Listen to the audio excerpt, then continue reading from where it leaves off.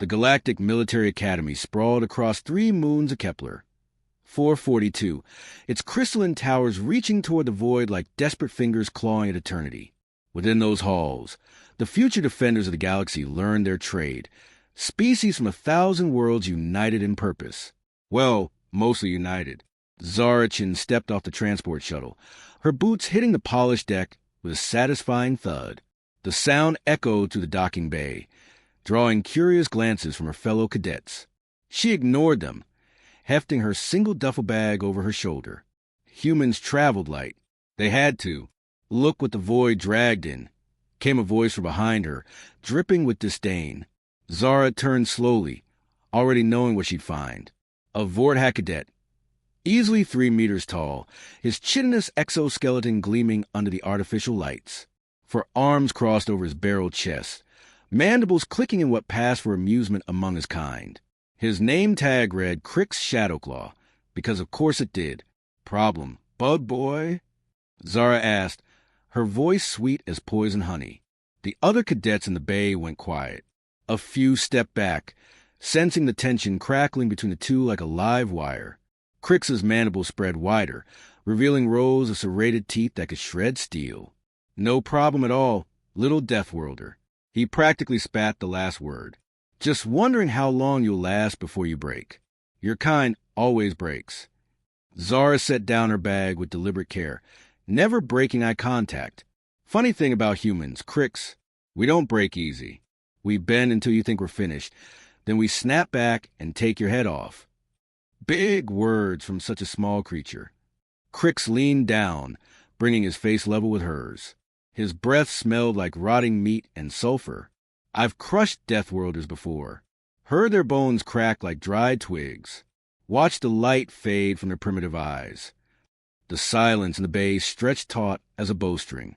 Other cadets formed a loose circle, some recording with their neural implants. This was either going to be legendary or a massacre. Zara smiled. It wasn't a nice smile. You know what I love about bullies like you, Krix? You're all the same. Big, loud, scary on outside. But inside, she tapped her temple with one finger. Nothing but soft, gooey fear. You pick on smaller species because deep down, you know you're pathetic. Krix's exoskeleton flushed dark purple, the Vorthack equivalent of rage. His secondary arms flexed, revealing wicked bone spurs that could punch through armor plating. I'm going to enjoy peeling your skin off, human. Ooh, kinky. Zara's grin widened. But you'll have to catch me first. She moved, not toward him, as he expected, but sideways, circling like a predator. Krix spun to follow her movement, his massive frame surprisingly agile. But Zara had already changed direction, bouncing off a nearby support strut to land behind him. Miss me. She sing-songed, dancing away as Krix whirled around, all 4 arms swiping at empty air.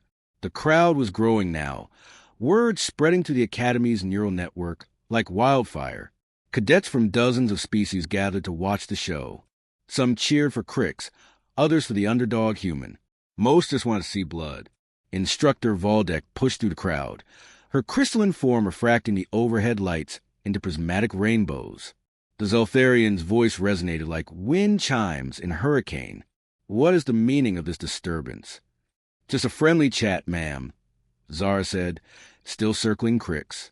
Bug Boy here was telling me about his hobby of crushing smaller species. I was explaining how that makes him a coward. Valdek's form pulsed brighter. There will be no violence in my academy. Of course not, Krix agreed, his mandibles clicking rapidly. The human is clearly unstable. Perhaps she should be removed from the program for everyone's safety. Oh, that's rich. Zara laughed. The sound sharp as breaking glass. The 3-meter killing machine is worried about little old me? How precious. Enough. Valdek's voice cracked like a whip. You will both report to Orientation Hall immediately. Any further disruption will result in immediate expulsion. The crowd began to disperse, disappointed by the lack of bloodshed. Krix straightened to his full height, looking down at Zara with naked hatred. This isn't over, Deathworlder. No, Zara agreed, shouldering her bag. It's just getting started. The Orientation Hall could have held a small city. its domed ceiling displaying a real-time view of the galaxy beyond. Thousands of cadets from hundreds of worlds filled a massive amphitheater, their various forms creating a living tapestry of evolution's creativity. Zara found a seat in the human section, a small island of familiarity in an ocean of alien faces. She recognized a few of her fellow Terrans. Marcus Webb from the Luna colonies, his augmented limbs gleaming silver in the dim light. Sarah Kim from the Mars terraforming core, her skin bearing the telltale radiation scars of someone who'd spent too much time under an unfiltered sun. Tom Nakamura from the asteroid mining guilds, built like a mountain and twice as tough. They nodded at her arrival, the universal human greeting of acknowledgement without commitment. They'd heard about the confrontation with Krix in human society that made her either respected or marked for death, sometimes both. Admiral Thane took the podium, his massive Ursari frame dwarfing the speaking platform. The bear-like alien's voice rumbled through the hall like distant thunder. Cadets of the Galactic Alliance, you are here because your worlds believe you have what it takes to defend civilization itself, to stand between the darkness and the light, to hold the line when others would break. His golden eyes swept the assembled crowd, lingering on each section. Some of you come from warrior cultures, raised from birth to fight and die with honor. Others from peaceful worlds, driven by duty rather than bloodlust. Still others from dead rocks where survival itself is victory. Zara felt those eyes settle on the human section. Around the hall, other species shifted uncomfortably. Everyone knew what he was talking about. Each of you brings something unique to this academy. The Vorthak brings strength and fearlessness.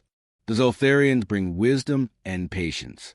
The Kronar bring tactical genius and discipline. He paused, his gaze finding Zara in the crowd. And the humans bring something else entirely, something that has puzzled xenobiologists for decades. You see, most species develop intelligence as a survival trait on worlds that reward cooperation and social harmony. But humans, another pause, longer this time. Humans developed intelligence on a world that was actively trying to kill them every day for millions of years. Predators, diseases, natural disasters, climate shifts. A reasonable species would have developed better armor or toxins or the ability to fly. Instead, humans developed the ability to outthink their problems. Krix's mandibles were clicking rapidly from his position across the hall. Other Vorthak cadets surrounded him, their exoskeletons flushed with agitation. This has led to some interesting psychological traits. Humans are persistence hunters. They don't give up, ever. They're also what we call pursuit predators. When they decide your prey, they will follow you across continents, across oceans, across the void of space itself, with single-minded determination that borders on insanity. Nervous laughter rippled through the hall. Some species found human psychology amusing. Others found it terrifying. Furthermore, humans have an unusual relationship with fear. Most species, when faced with something larger and stronger, will either submit or flee. This is logical, adaptive behavior. Humans, however, have a tendency to size up the threat, calculate the odds, and then attack anyway. This is clinically insane by most standards. More laughter, though it sounded forced now. Finally, humans have what they call spite. This is the ability to endure tremendous suffering purely, to deny their enemies satisfaction. A human will literally set themselves on fire if it means their opponent gets burned too. The laughter died completely. Admiral Thane's expression grew serious. I tell you this not to frighten you, but to remind you that every cadet in this hall earned their place through merit. Underestimate any of your fellow students at your own peril. His eyes found Krix in the crowd. Bullying will not be tolerated, not because we're soft, but because bullies make poor soldiers. They target the weak, avoid the strong, and collapse the moment they face real adversity. Any cadet found engaging in such behavior will be expelled immediately and blacklisted from all military service.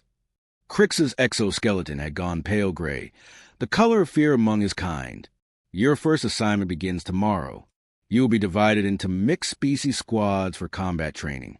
Your performance will determine not only your graduation ranking, but your assignment upon commission. Do not disappoint me. The Admiral's image flickered and vanished, leaving cadets to file out in relative silence. Zara was making her way toward the exit when she felt a massive shadow fall over her. She didn't need to turn around and know who it was. "Enjoy your little speech, human." Krix's voice was a low rumble, carefully modulated to avoid attracting attention. "Which part?" Zara asked without turning around. "The bit about you being a bully, or the bit about humans being clinically insane?" "You think you're clever. But tomorrow, when we're assigned to the same squad, I'll show everyone what happens to smart-mouthed Deathworlders." Now Zara did turn around, her brown eyes meeting his compound ones without flinching. "Krix, sweetie, you're making the same mistake every bully makes. You think being big and scary makes you dangerous. But you know what's really dangerous." She stepped closer, close enough that he could smell her distinctly human scent. Someone who has nothing left to lose. Someone who's been pushed so far past their breaking point that pain doesn't matter anymore. Someone who would rather die than give you the satisfaction of victory. Her voice dropped to a whisper that somehow carried more menace than his loudest roar. "Tomorrow, you're going to find out exactly how crazy this little Deathworlder really is. And Krix, I promise you it's going to hurt." She walked away, leaving him standing in the empty hallway, his mandibles clicking in confusion and growing unease. Behind her, she could hear other cadets whispering, their universal translators struggling with concepts that had no equivalents in their languages. Words like vindictive and grudge and payback. Human words. Deathworlder words. Tomorrow was going to be very interesting indeed. Dawn came early on Kepler. For 42, the twin suns painted the Academy's crystal spires in shades of amber and gold. Zara had been awake for hours, running the Academy's maintenance tunnels in the artificial gravity. Her fellow humans thought she was crazy for exercising before combat training. They didn't understand that for a Deathworlder, preparation wasn't just physical. It was psychological warfare. She entered the combat arena exactly 30 seconds before the deadline, her hair still damp with sweat, breathing steady despite the 5-kilometer run. The other cadets were already assembled in neat formations, their various species segregated into comfortable clusters. All except one. Krix stood alone in the center of the arena, his exoskeleton polished to mirror brightness, all 4 arms crossed in a display of casual arrogance. He'd been waiting for her. "Thought you might have run away, little human," he called out as she approached. "Wouldn't blame you. Smart prey knows when it's outmatched." Zara stretched her arms overhead, joints popping audibly in the silence. "Sorry to keep you waiting. Bug boy. Had to get my morning cardio in. 5 kilometers in 18 minutes. What's your best time?" Krix's mandibles clicked in confusion. "I don't run for my problems." "No. You just pick on smaller species to make yourself feel better about being a disappointment to your egg mother." Zara's smile was razor-sharp. "Speaking of which, how's therapy going?" The Vorthack's exoskeleton flushed purple with rage. "I'm going to tear you apart." "Get in line."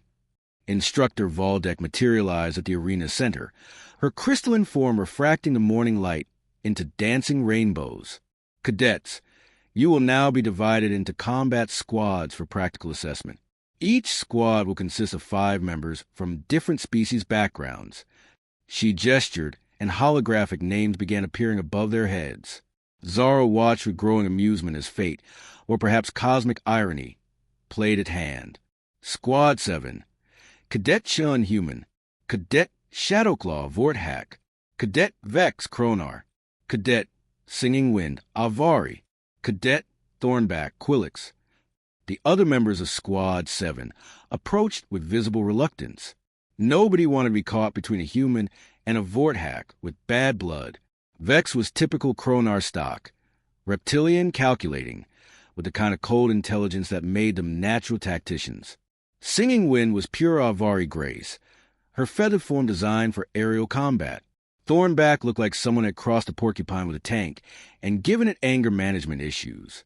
"Wonderful," muttered Vex, her forked tongue tasting the air. "I get the Suicide Squad."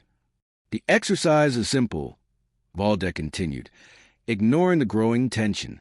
"Each squad will navigate the obstacle course while under simulated combat conditions. You will be scored on teamwork, tactical thinking, and individual performance. The squad with the lowest score will face remedial training. She paused, her form pulsing brighter. Additionally, any cadet who injures a squad mate through malicious action will be immediately expelled. Krix's mandibles clicked in annoyance. Direct violence was off the table, but accidents happen all the time in combat training. You have 5 minutes to plan your approach. Begin. Squad 7 huddled together, though huddled was a generous term for 5 beings who looked like they'd rather be anywhere else. Standard formation, Vex suggested, her tactical mind already working. I take point for navigation. Singing Wind provides aerial reconnaissance. Thornback handles heavy obstacles. Krix provides muscle and human. She trailed off, studying Zara with obvious confusion. Humans were generalists, useful for their adaptability, but lacking the specialized skills that made other species valuable in specific roles. The human stays behind me and tries not to die. Krix finished, his voice dripping contempt. Actually, Zara said, her tone conversational, I was thinking something different. See, the thing about humans is we're really good at improvisation. While you're all following your instincts and genetic programming, I'll be doing something unexpected, such as... Singing Wind asked, her melodic voice somehow managing to convey skepticism, such as making sure our resident bully learned some manners. The warning klaxon sounded before anyone could respond. The obstacle course activated around them, transforming from an empty arena into a hellscape of moving platforms, laser grids, and automated turrets. Smoke filled the air, and the artificial gravity fluctuated wildly. Move! Vex hissed, leading them toward the first obstacle, a series of rotating barriers that had to be navigated in perfect sequence. Krix pushed past Zara, his massive frame easily clearing the barriers that would challenge smaller beings. Try to keep up, Deathworlder. Oh, I'll keep up, Zara replied sweetly. Then she pressed the emergency release on his equipment harness. Krix's gear scattered across the obstacle course just as he reached the laser grid. Without his sensor package, he was flying blind through a maze of coherent light that could stun him unconscious. He spun around, fury radiating from every line of his body. You sabotaged me. Prove it. Zara called back, already moving past him. Maybe you should have checked your gear more carefully. That's basic military protocol, isn't it? She dove under a laser beam that would have caught him center mass, rolled her feet, and continued forward while Krix was still fumbling to reattach his sensors. Chun, what are you doing? Vex demanded over the comm. We need unit cohesion.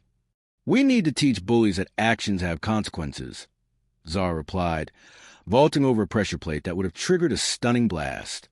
Don't worry. I'll make sure he gets through eventually. The next obstacle was a rope bridge over a pit filled with stunning gel. Normal protocol would be to send the lightest member first to test the bridge's integrity. Instead, Zara waited until Krix caught up, his exoskeleton steaming with exertion and rage. Ladies first, she said, gesturing to the bridge with mock courtesy. I'm not falling for your tricks again, human. No tricks. Just want to make sure the bridge is safe for everyone else. Her smile was innocent as a newborn's. Unless you're afraid of a little rope bridge. Krix's pride war with his suspicion, and pride won. He stepped onto the bridge, his massive weight making the structure sway ominously. Halfway across, Zara casually leaned against a support post. The vibration traveled up the rope, subtle but perfectly timed. Krix's next step landed just as the bridge oscillated, throwing off his balance. His arms windmilled frantically as he tried to stay upright. Oops, Zara said, not sounding sorry at all. Clumsy me. Krix fell. The stunning gel cushioned his landing but left him twitching helplessly at the bottom of the pit, his nervous system scrambled by the electrical discharge. Automated recovery drones were already moving to extract him, but it would take several minutes. You did that on purpose. Thornback accused, his spines rattling with agitation. Did I? Zara was already crossing the bridge, her lighter weight in perfect balance making it look effortless. I was just testing the structural integrity. Good thing, too, or we all might have fallen. By the time they reached the final obstacle, Krix had caught up again, though his movements were still unsteady from the stunning gel. The last challenge was a vertical wall climb under simulated artillery fire. Teamwork was essential. Each squad member's abilities needed to get everyone to the top. Singing Wind, aerial lift, Vex commanded, falling into tactical mode. Thorn back, anchor points. Krix, you boost the smaller members up. Chun, you. I'll handle Krix, Zara interrupted. She moved before anyone could stop her, not toward the wall but toward their squad mate. Krix saw her coming and braced for another sabotage attempt. His forearms spread wide to block her approach. Instead, Zara dropped low and swept his legs. Krix was strong, nearly indestructible, and armed with natural weapons that could shred steel.